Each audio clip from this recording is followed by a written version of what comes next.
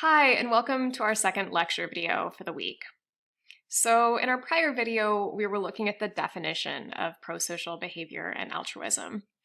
And in this video and the one that's coming up, we're going to be really digging into the question of why we even act prosocially in the first place.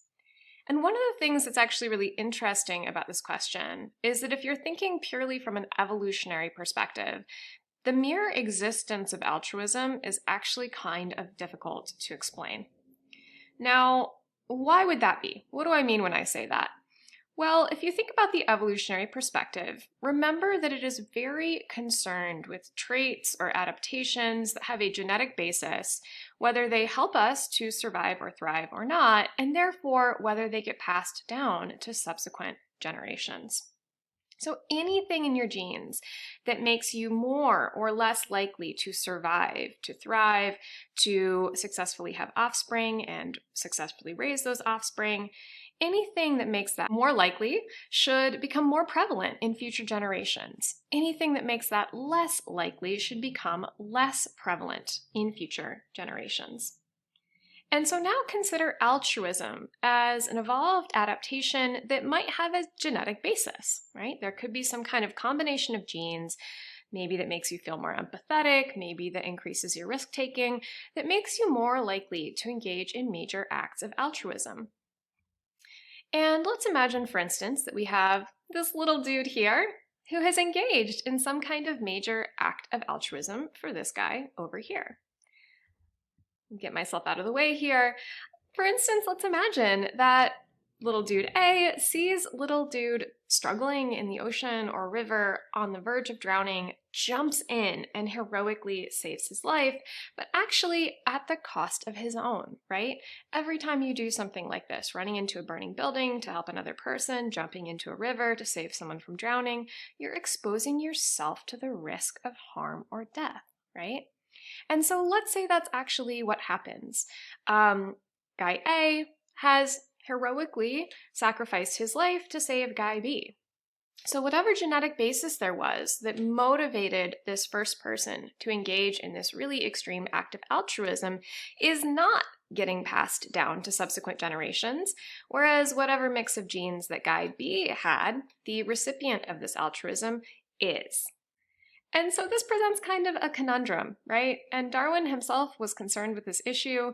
He said that the existence of altruism in human beings is a special difficulty, which at first appeared fatal to my whole theory. This is a major intellectual problem. You also see this bumping up against some assumptions made in other disciplines, like the Homo economicus assumption that you might be familiar with if you've taken economics classes. And this is the assumption that people are rational decision makers and that rationality is based on self-interest. And so we should only do things that bring us utility or pleasure or monetary benefit and really solely concerned with the self, right? So there have actually been a couple of different hypotheses that have been developed that help to reconcile the existence of altruism with evolutionary theory. Here's the first one. This is the idea that helping can actually help to propagate our genes, just not through us. And I'll explain what this means in the subsequent slides. This is something called kin selection. This is the idea that when we help, we might actually be benefiting people who share our genes, including the genes we have for altruism. This is summed up in something called Hamilton's rule. Now, the equation is really opaque. It's R times B. It needs to be greater than C.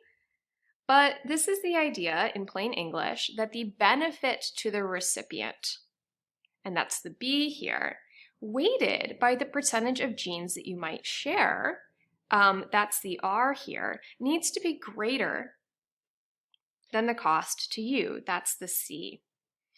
And so think about the sorts of situations we might encounter. Let's say you're around somebody who's actually struggling in the ocean, who seems like they might be at risk of drowning, and you're a strong swimmer. So you can jump in, you can go out to help them with a large chance of saving their life and actually a really small risk to you.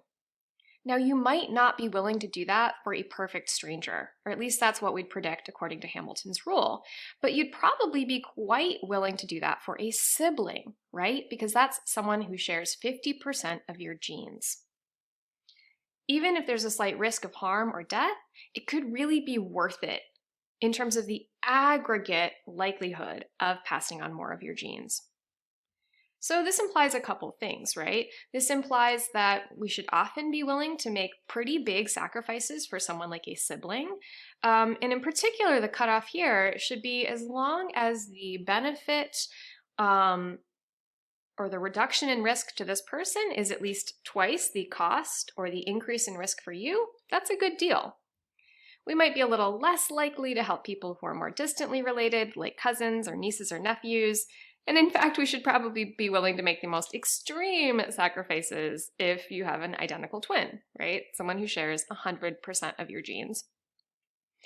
And in fact, there is some current modern research that bears this out.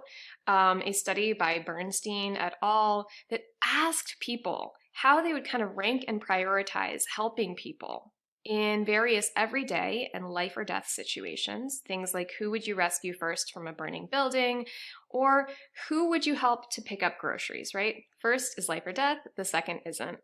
And they find that in all these cases, and I'll slide myself out of the way again, we show priority to people who share the most genes with us. It's not just family versus non-family. It's actually siblings and parents come first, people who share only 25% of their genes, aunts, nieces, nephews come second, cousins come after that, and finally people who aren't relations at all. Okay, that's not the only theory that we have, though, that explains how altruism could actually make sense evolutionarily. And in fact, this second explanation helps us to understand why we might help lots of different types of people, not just people who are blood relatives. And this is the idea that we help because what goes around comes around.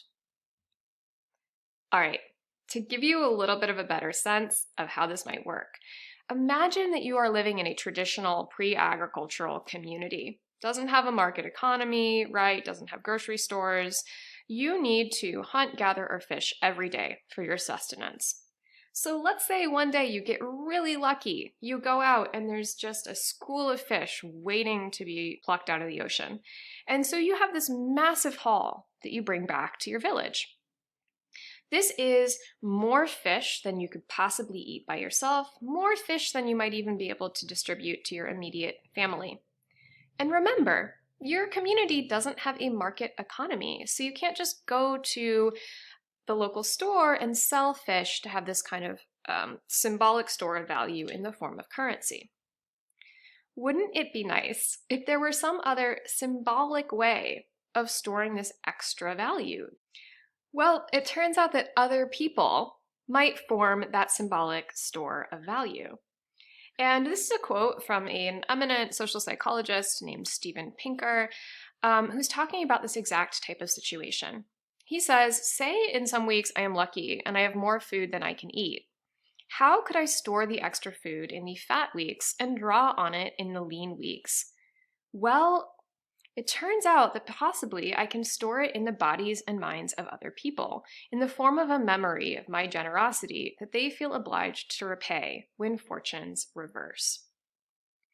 And Pinker is, of course, referring to something that we've called the norm of reciprocity, which seems to be a cross-cultural universal. So humans seem to have this really deep inherent structure where we feel impelled to be kind to other people when they've been kind to us, and also, of course, engage in payback and revenge when other people have been not so nice to us.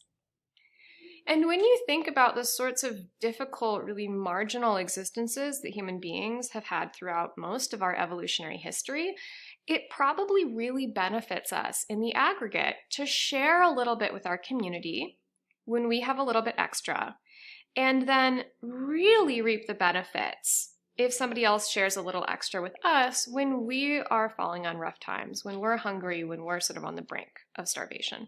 And we're going to see a really clear example of all of this in a video I'm about to show you that explores this pattern in the animal kingdom. Have you ever shared your dinner with a friend who is hungry? Then you're more like a vampire bat than you might have thought. Vampire bats practice hematophagy, which means they feed exclusively on blood. But unlike their mythical counterparts, vampire bats don't actually suck blood. Instead, they use their razor-sharp teeth to bite mammals, typically horses and cows, although sometimes humans, and then lap up the blood that escapes from the wound. Fortunately for their victims, vampire bats don't take enough blood to kill. But finding enough blood to eat isn't always easy. Vampire bats hunt on most nights, but if they're unsuccessful for more than 2 nights in a row, they will starve to death. Fortunately, vampire bats, just like people, are often willing to help their friends.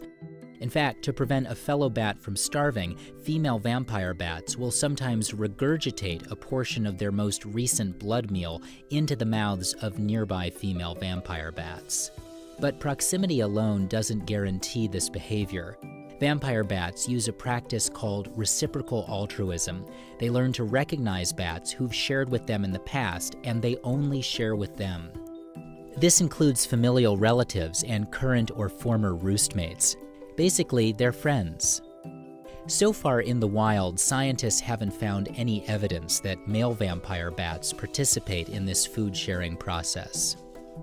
And while the reason for the divide between sexes isn't completely understood, what is clear is that female vampire bats, like humans, get by with a little help from their friends.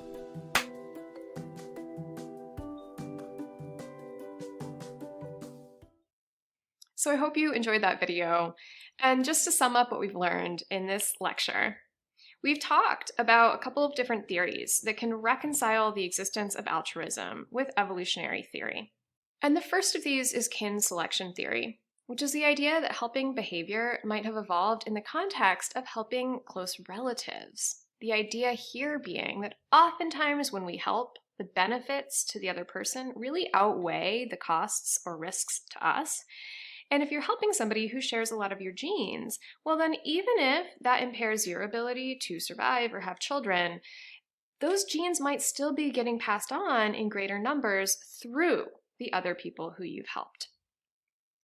The second here is reciprocal altruism theory, and this explains helping among non-relatives as well.